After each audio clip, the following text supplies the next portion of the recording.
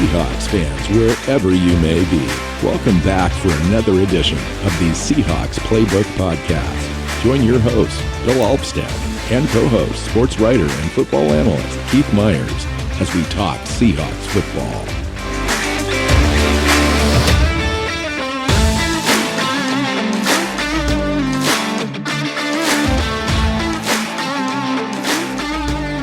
Seahawks fans, welcome back to another edition of the Seahawks Playbook Podcast. I'm your host, Bill Alvstad, sitting down with Keith Myers. We're talking Seahawks football. We're previewing a game today, Seahawks at 49ers. Very consequential game in the NFC West. And here to get you all caught up on all the news. So welcome in, Keith. How you doing, man? I'm doing good. It's it is a consequential game. This is, the Seahawks cannot afford to drop these next two to the 49ers and the Rams, and they've got to pick up a minimum of one of these two, because at 1-4, especially if the Rams are sitting there at 5-0, that's a huge thing you got to catch up. And that's a huge deficit. Yeah, it's more than just needing help. That's like needing them to fall on their face in order to catch up. Well, and that would paint a much larger issue and problem as well. Yeah. So this team's got to. They really need to attack this game. I think this is a very winnable game for them. We'll take a little bit. It's the most winnable out of the two, even though it's on the road. It's one of the more winnable games they've had out of the first five. Yeah. And like I said, we'll take a little bit we'll examine that a little bit here in a bit. But we've got some news. We've got some other things we want to talk about and go through. So well, let me run through the news and stop me whenever you want to start talking about something. Gerald Everett ended up in the COVID-19 protocol. I haven't heard yet specifically if he's actually contracted COVID-19 and tested positive or just been exposed. I'm waiting for confirmation on that. It sounds like he's on the first part of that, where it looks like he may have contracted something. They made some roster adjustments. That was one of them. Practice squad additions. Familiar face back this year. Right now, Philip Dorsett at wide receiver signed to the practice squad, which is interesting because he spent all year last year under contract, but off the roster. On injured reserve.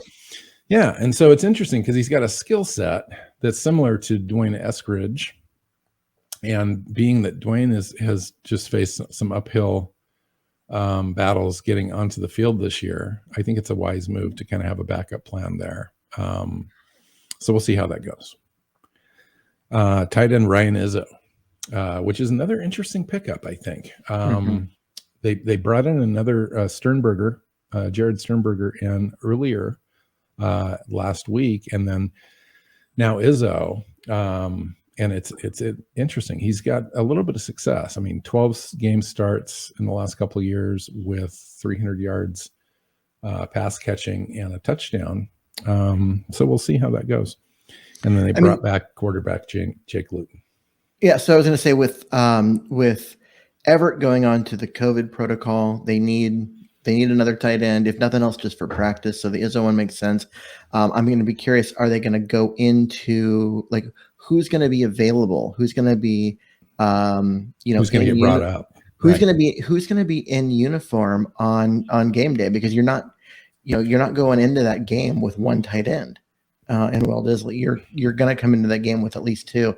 And so who's the other guy going to be? That plays right into that. Robert Kimdichie was signed off the practice squad onto the 53.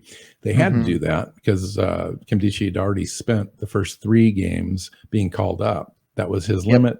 We were either going to have to cut him or sign him, and they signed him.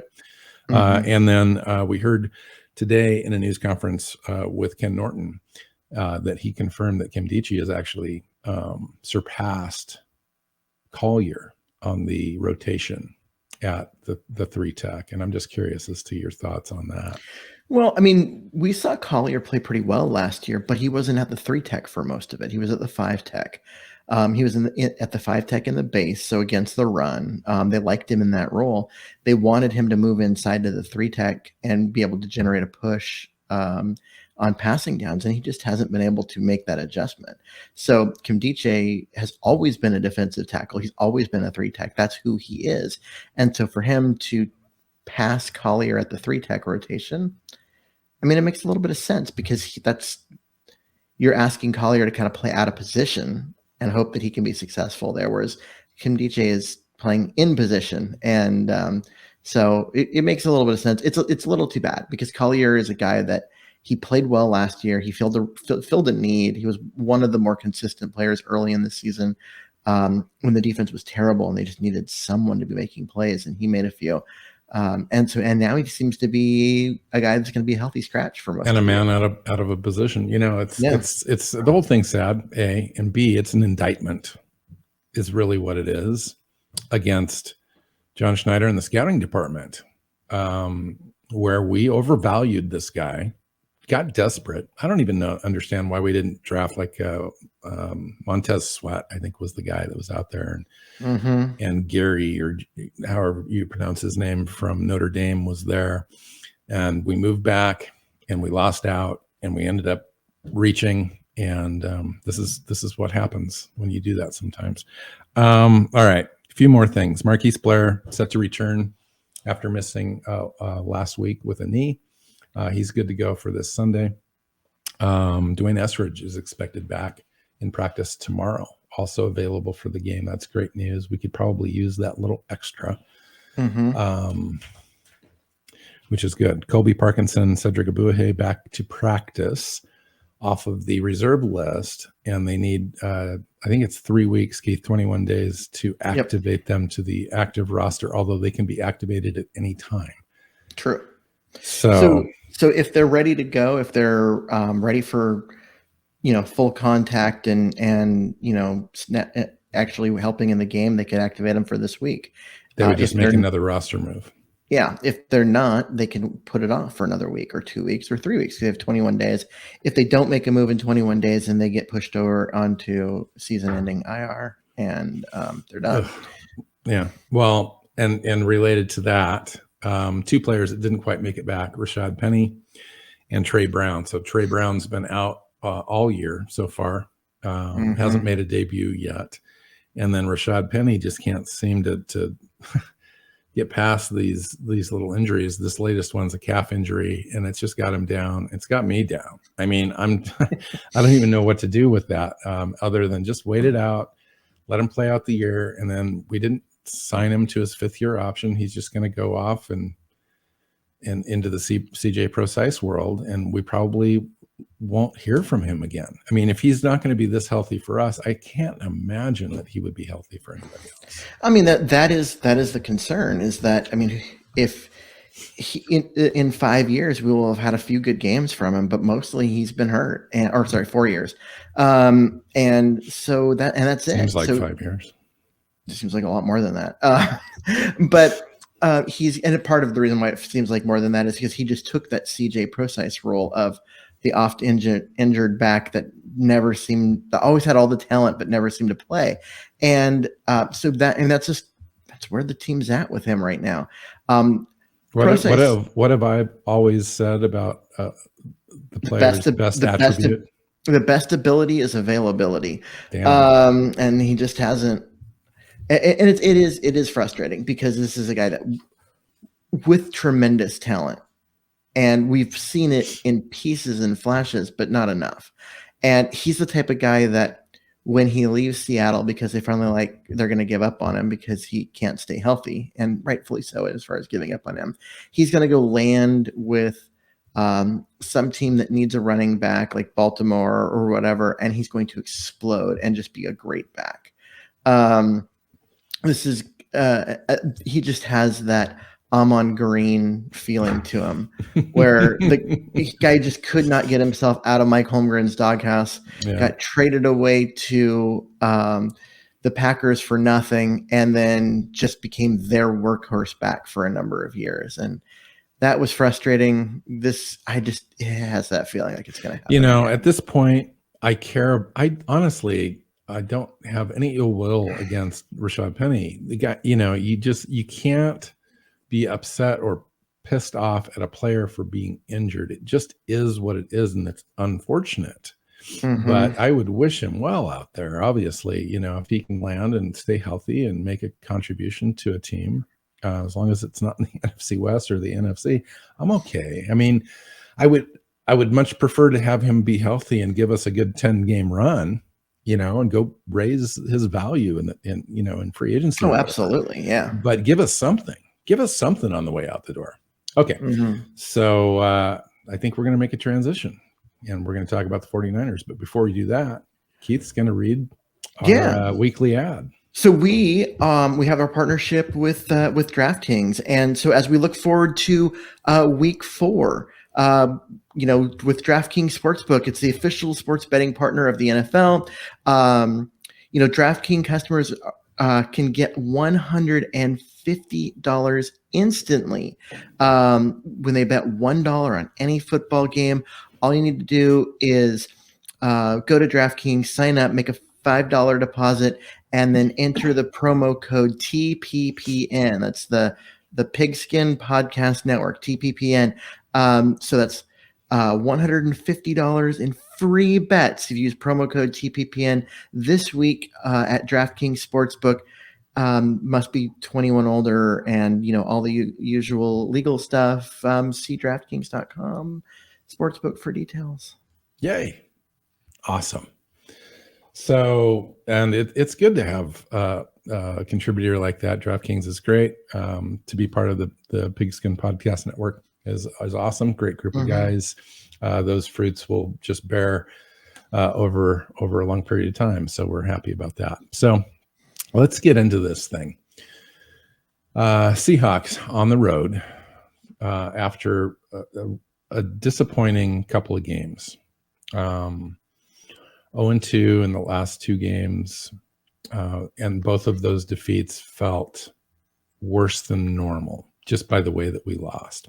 We're going into a 49er stadium now where they just came off a loss to the Packers on a walk-off field goal, 30-28, where our guy that we just like to dish on, Garoppolo, actually put them in a position to win. He got them down and scored a touchdown with under a minute to go, and then they gave the ball back to Aaron Rodgers, and he got him in position. And so it's an interesting game because I think both teams kind of want to prove that they're not what they seem to be.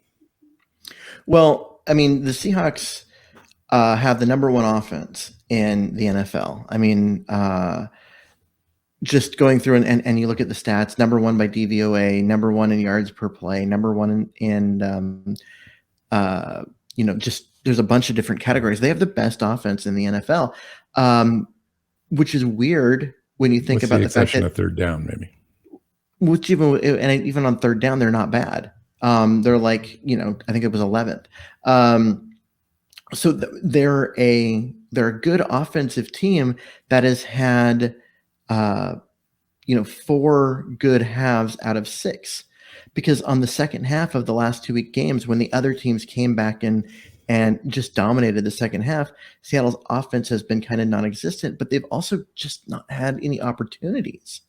It's been the defense, which has just been unable to get a stop in any way. They're not collecting turnovers. They're not getting sacks. They're not stopping teams on third down. Yeah. It's just been bad. So it feels a lot worse than it has been for Seattle's offense. Yeah. Because the defense has been so bad. And I got a bunch of interesting stats, kind of comparing the two teams offensively and defensively. The Seahawks are 1-2. 49ers are 2-1 coming off that last second loss. I think most people would think that the 49ers would be statistically significantly better than Seattle, and they're not. Seattle's actually statistically the better team. It wouldn't surprise me in a lot of ways. It wouldn't surprise me if Seattle wipes them off the map if you compare offensive ability to their defense ability. I think they're really they're lacking on their defense now, where everyone thought that they were going to be, top 5. They're actually top 25, at this point in the season, top 20. And so there's an advantage there to be taken with them as long as you can neutralize a couple of players. So let's talk about Seattle's defense versus the 49ers defense, right? Because the 49ers defense is viewed as being pretty good, minus they need some help at cornerback. And Seattle's defense is viewed as being pretty bad, especially they have a need at cornerback.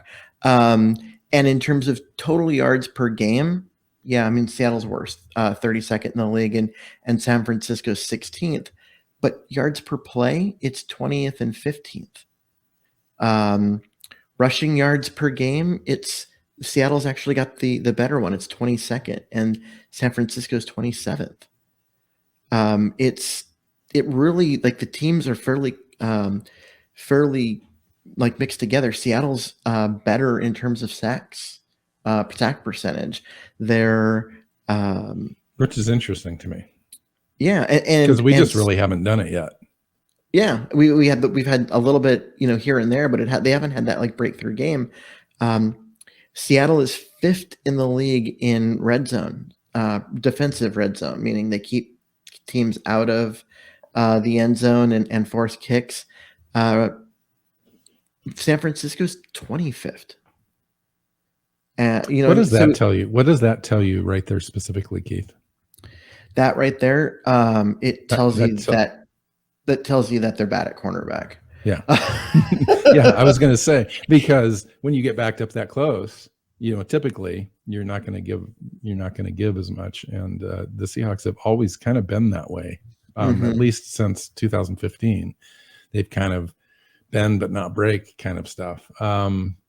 So what do you think about like our best players against, their best players? Let's say Bobby Wagner versus Fred Warner and Eric Alvstad versus some of the guys that are on our defensive line.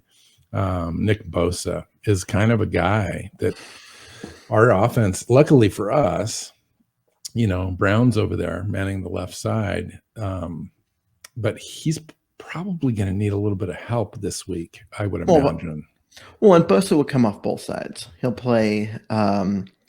He'll come off on the left side one play and then be on the right side the next. And so they're going to have to keep track of him. He is one of the better, defensive ends in the league. And so there's going to be a need to know where he is, locate him, and assign help. I was actually impressed with the way that Green Bay handled him. Especially with Bakhtiari out. Yeah, right. Because they had a guy that was a kind of a practice squad guy there on the left side. And Nick Bosa kind of had his way with them on the first 2 or 3 drives. And then they started having a strategy about what they were going to do to slow Nick Bosa down. And they ended up using a variety of different players to kind of hit him first. Before he was able to get to the tackle, whether it was a tight end or whether it was a running back or all that kind of stuff. Wide receivers coming in and kind of rubbing on him before they hit their routes. Now, of course, that's going to slow down the timing a little bit on your offense. But if you can plan that during the week, as Seattle is going and looking at the film of this last game, they're seeing kind of that effectiveness. And it wouldn't surprise me if they've got a little bit of that, at least with like Disley being inside of it a little bit there, playing to that side, whatever Nick Bosa lines up on. Now, of course, they can stunt after they get kind of lined up and so forth, but nonetheless, I think you can mitigate some of that. Yeah, and Bosa's one of those guys that can win inside, he can win outside, he can do a lot of different things. But yeah, I mean, if you can bump him, you can give the offensive lineman a chance to reestablish position. By slowing him down or that kind of stuff, you can get him to where he's not quite as effective. And you're right, it does flip the timing. You have to have a player do that, and then if they're doing that, they're not going out into their route. They're not doing that what they would normally be doing, and it's slowing them down. It's making it easier to cover them.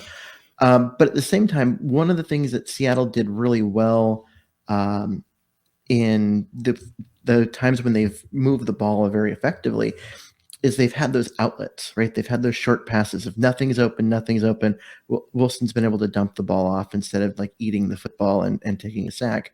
And you can have that be your guy where you dump the ball off to.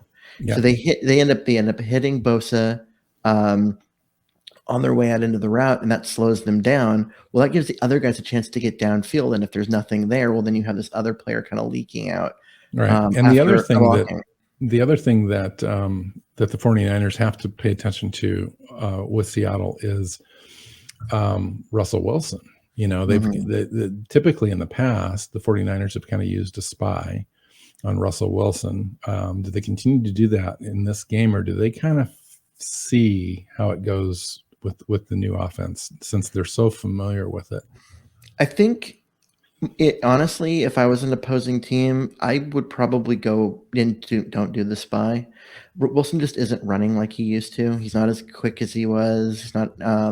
He's not the threat to just, pull the ball down. They don't run a lot of run pass option plays anymore. No, they haven't in a couple of years. They just don't he takes so many hits just normally in the passing game that they want, if he's going to run, they want it to be a scramble where he sees something the better strategy you think is containment, which is what most defenses do these days with Russell Wilson.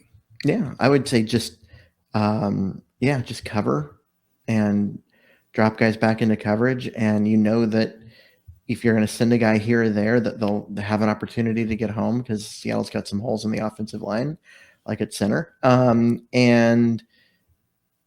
if you can cover against Seattle and make it so Wilson has to wait and wait and wait because nobody's open. Well, the good news for Seattle is, the 49ers have two position groups that really suck for them right now: running back and cornerback, defensive backs. And there's a big opportunity here for Russell Wilson to have a day if he can figure out a way if they can figure out a way to neutralize the pass rush of the 49ers, as well as get Chris Carson going. So if they can do both those things and we can just kind of operate the offense like we've been doing in first halves so far this year, we have a clear advantage. And this is a winnable game. And that's the way that you need to be able to win it is keep that offense going, convert third downs and keep that thing going even into the second half. What about when Seattle's on defense? What do you anticipate with the whole Jimmy Garoppolo thing? After this week, you started hearing the rumblings. And quite frankly, a lot of it is not on Jimmy Garoppolo. It's on Kyle Shanahan. They're kind of frustrated with him a little bit. And the elephant in the room is Trey Lance. Yeah, I mean, so Garoppolo isn't Russell Wilson. He isn't Aaron Rodgers, or he's not that guy. He's a limited guy.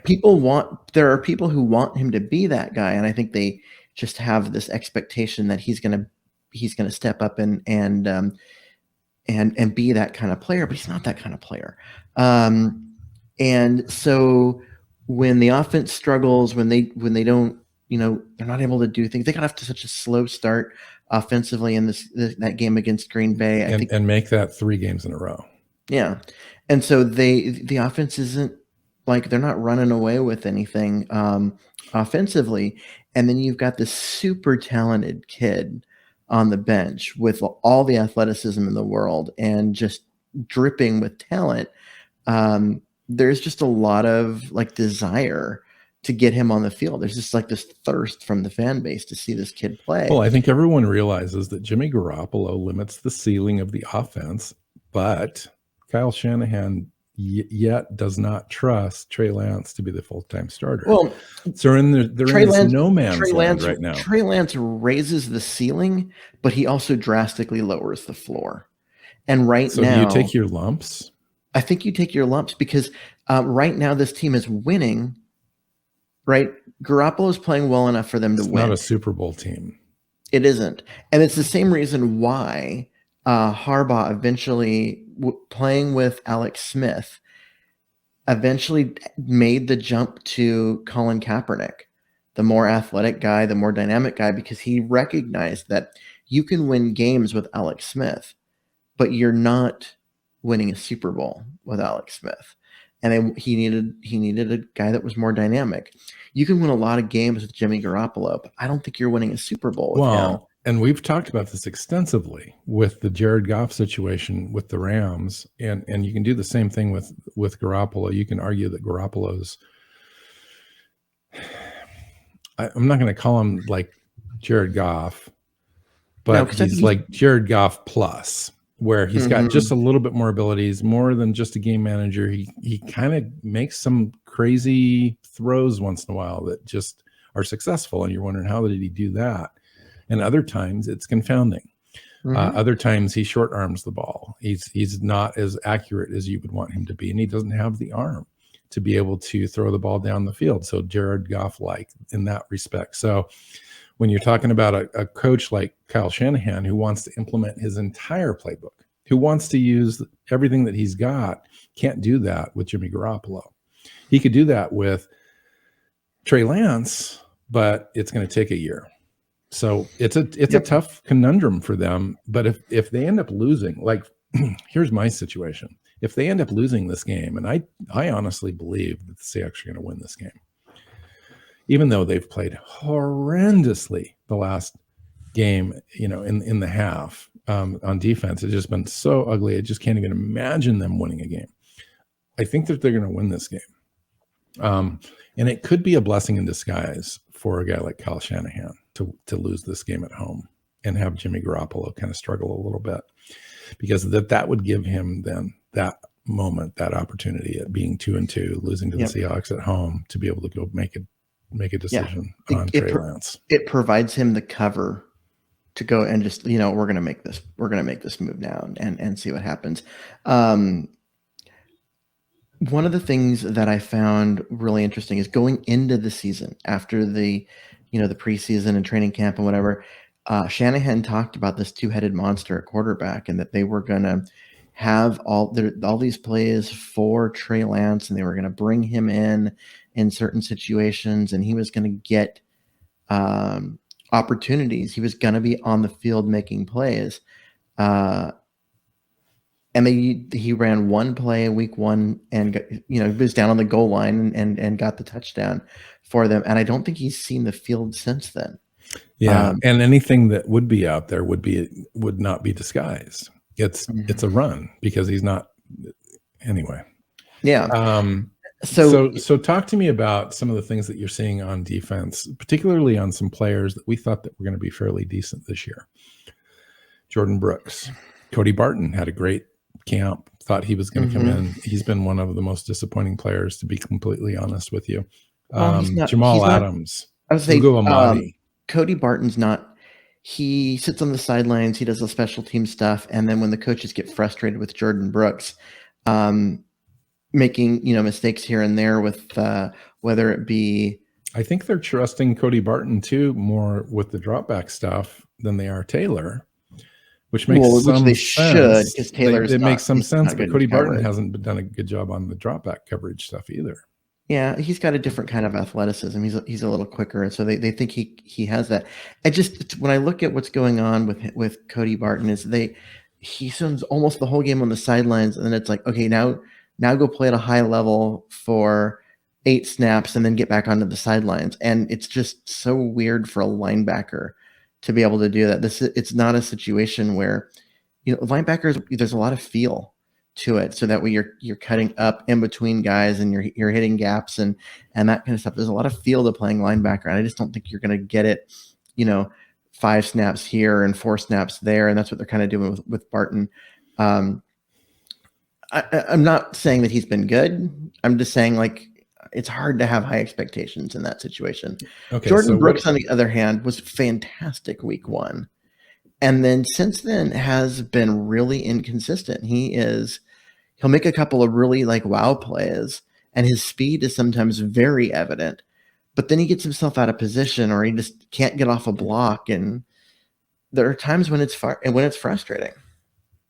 So, we might skip over Jamal Adams. Maybe not. Maybe he factors into this too. But what about the run defense? This is a good week to kind of get right. But if we're really, really bad, this could be just another week.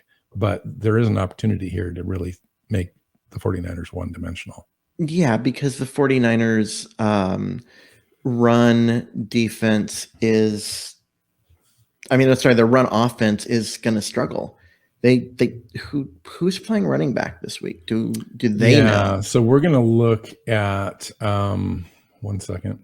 We're going to look at Elijah Mitchell and Trey Sermon, 2 rookies, a lot in this game. And Trey, the thing about Trey Sermon, I really like Trey Sermon in the draft, and the reason that he kind of fell a lot in a lot of big boards and in the draft itself was because he's kind of one-dimensional, and I'm actually surprised the 49ers chose him because he cannot stretch. He cannot do a wide zone stretch. He is a guy that can barely get outside of a tackle, without getting run down first. And so he's great straight ahead. Yeah, and that's all he is straight ahead. And so when he's in there, he is either going to run straight ahead or they're going to have him in there pass blocking. You don't really have to worry about him going out and running a pass route, although they might set up a screen to him. But now Elijah Mitchell will probably end up being the better back of the two over time, I think, especially in this offense. Elijah Mitchell just has the ability to get outside, catch balls out of the backfield, all that kind of stuff. Trey Sermon just didn't have any of that experience at Ohio State. Yeah. So I think you're in a situation where they're not going to have the best running game. And so it's going to be a kind of a get right game for Seattle's run defense because they've got the guys to do it. This is why I'm optimistic. Dunlap, Ford, Mooney on the defensive line, and really whoever plays on the other side, whether it be Hyder or Rasheem Green or, Taylor. Pick a guy. If Taylor moves up, those are guys that can be good against the run. You've got one of the best ever lace them up at Bobby Wagner behind them.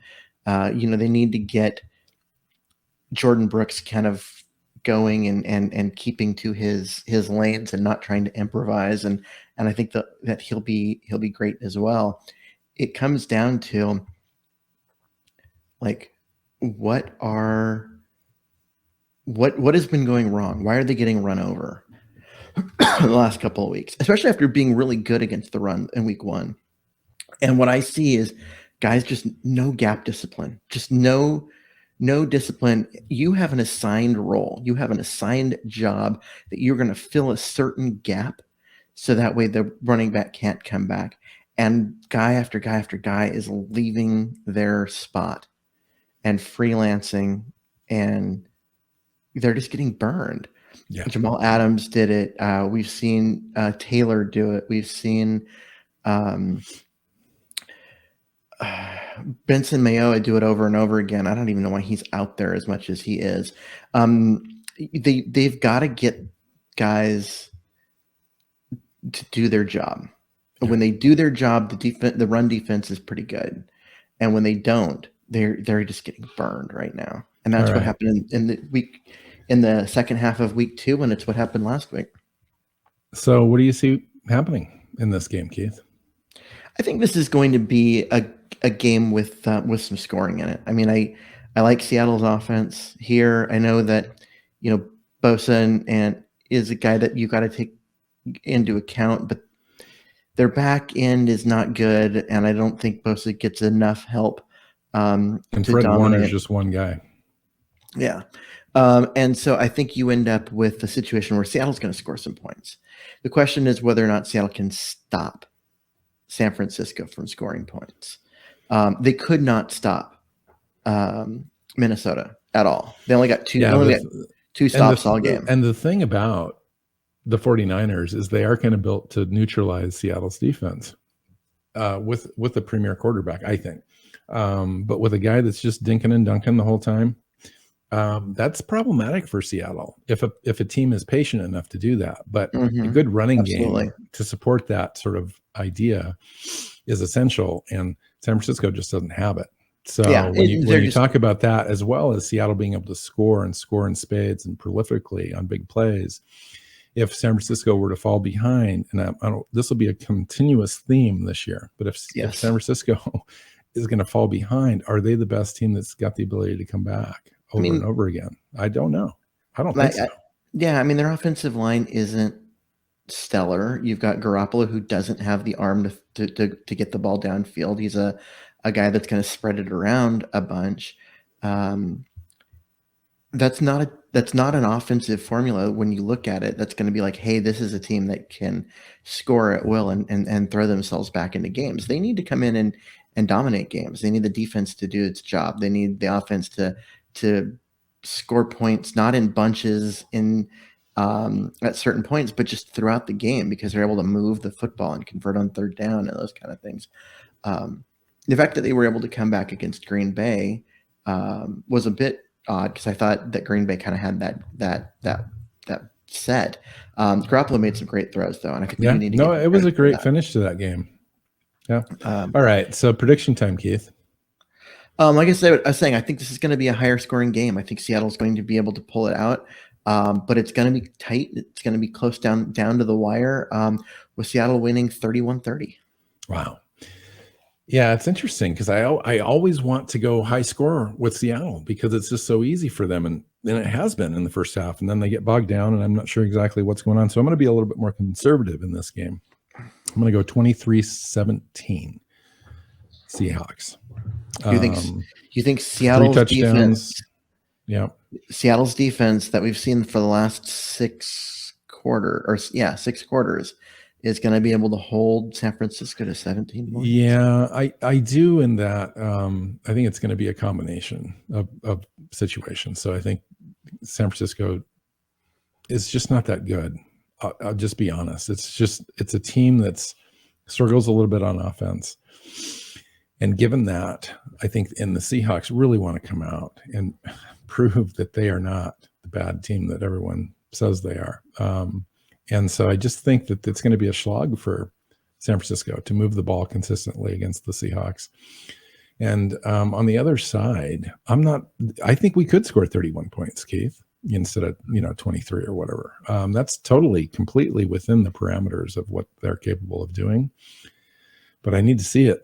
I need to see it consistently, and this is the team to do it against. I think we've seen it. I mean, this is the team it's got the number one offense.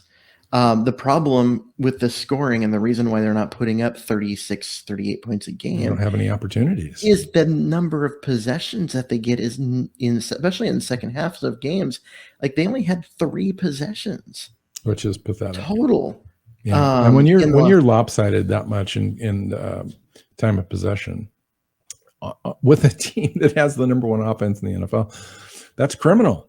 Mm-hmm. I mean, that's just absurd. And so that's got to change. It has to change. The defense has to be getting off the field. They need to get some turnovers.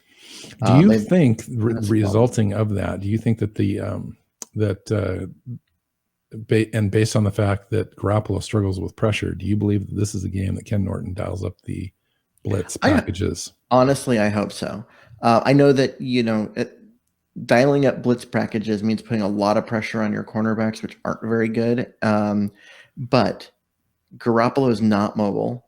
He can't throw the ball downfield. He can't get the ball downfield well, and he doesn't throw well on the run.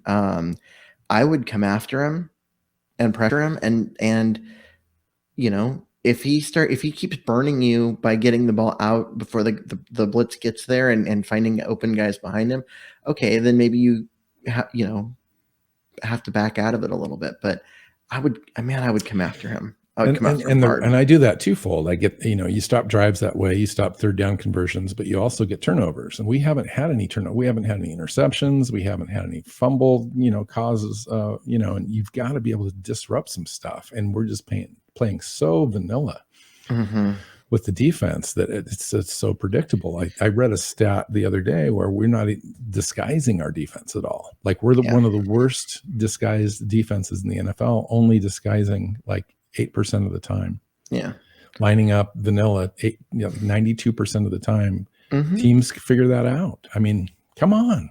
I mean, that worked when you had the Legion of Boom and everything, and you just line up and it didn't matter that they knew what you were going to do. You were better at it than they were. This isn't that defense.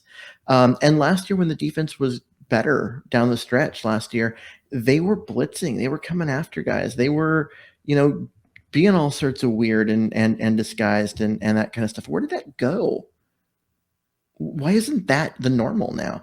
If you're going to give up points on 6 out of 8 drives to a team Pete Carroll says he's confident his defense is going to get, a stop when he punts the ball late in games too. Yeah. The whole thing is just kind of confounding, and it just needs to be turned around ASAP because we don't have a lot of time. We've got this game. It's on the road against the 49ers. We could lose this game. Yeah. We turn around 5 days later, and the Rams are at Lumen Field. Yeah. I was just going to say, if you're going to give up points on 6 out of 8 drives to the Vikings, does it matter if you get burned because you got beat up, you got burned on a blitz? You're getting burned. Or the fact that you played 8 yards off the line of scrimmage. Yeah, you're getting burned anyway. You're just giving up points after points after points. So if you attack and come at them, if you end up giving up a few more big plays because getting burned on it, does it matter? At least you're getting off the field faster, and the offense is getting back on the field. And with taking those chances, eventually you're going to get home on a sack. You're going to tip a ball and get an interception. I would much rather be the aggressive defense than play scared. Yeah, I really frankly, just don't like playing scared right now, which is just not a good look, especially when it doesn't matter. Like you said, we're playing scared and they're still scoring on us. So what the heck? You might as well put those guys in a position to do what they've naturally been born to do, which is play football and play it aggressively and play it like instinctively and like they know how, and go make plays. Yep. Right now, it just feels like everyone's hands are tied behind their back a little bit with this thing. Yep, get Jamal Adams back involved in the pass rush because it was really effective last year. The guy can get to the quarterback. So do it. Yeah, well, you got absolutely. All right, let's get out of here. Yep. Find Keith on Twitter at Myers NFL. I'm at MW Seahawk. The show is at Hawks Playbook. SeahawksPlaybook.com has everything. Find us on your favorite podcast app and subscribe. And YouTube, same thing. Subscribe to the YouTube channel. So until next week, let's go get a win and go Hawks. Go Hawks. Seahawks Playbook Podcast listeners, thanks for joining us for another edition of the show. You can find us on Twitter. Bill is at NW Seahawk, Keith is at Myers NFL, and the show is at Hawks Playbook. You can listen and subscribe to the show at SeahawksPlaybook.com.